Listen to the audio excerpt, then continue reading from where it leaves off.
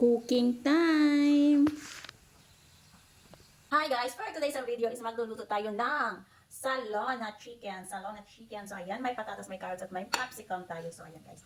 Sisimulan na natin lutuin ang ating salona.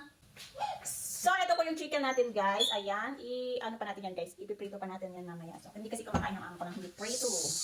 So ayan po guys ang ating chicken. Oh my God!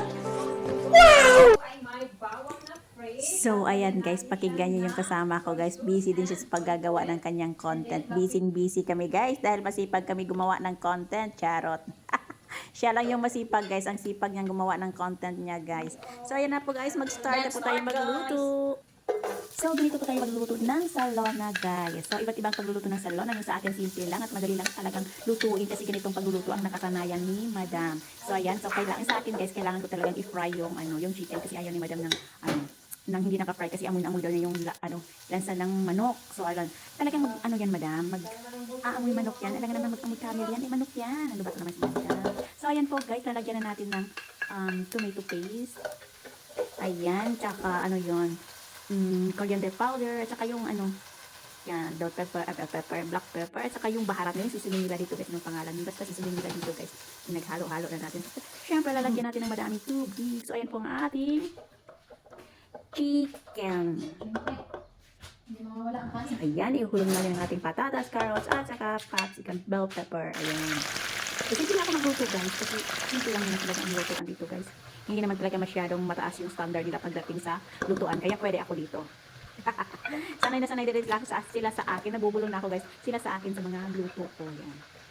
So yan, lalagay na natin ang chicken. Tapos papakuluin na natin, papakuluin yan guys. Hanggang sa maluto na. And ready to eat na, charot. So ganyan lang po tayo magluto ng salona natin guys. Simple. Pero sure.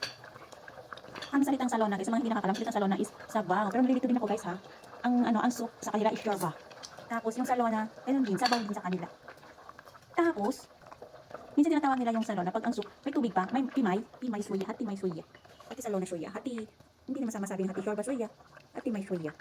Nakakalito din yung salita nila guys. At ituloy ako nalilito na guys. So ayan na pang ating salona guys.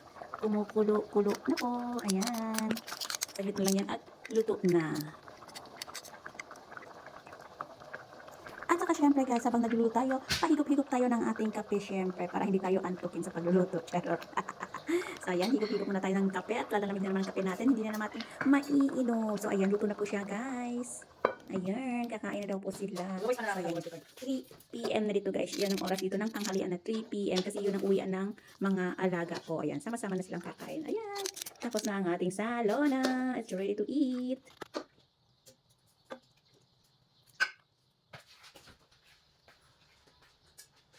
So, dito